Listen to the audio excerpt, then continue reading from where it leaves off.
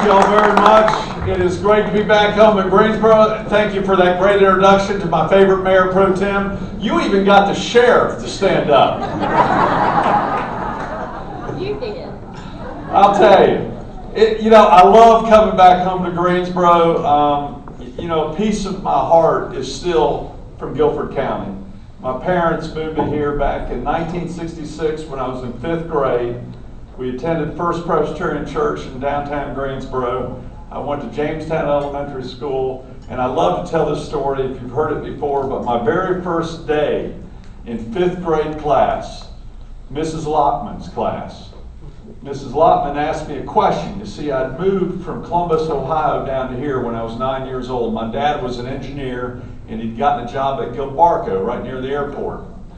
And the very first day of class, Mrs. Lockman asked me a yes-no question, and I went, yeah. And she said, what'd you say? And I said, yeah. And she said, again?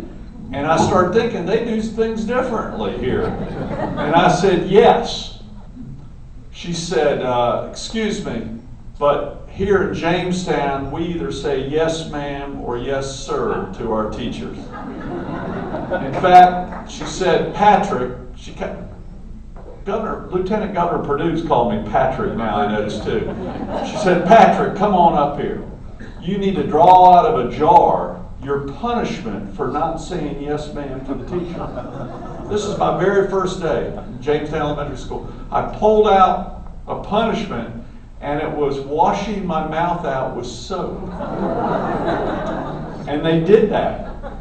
And I've been saying yes, ma'am ever since. And you know what?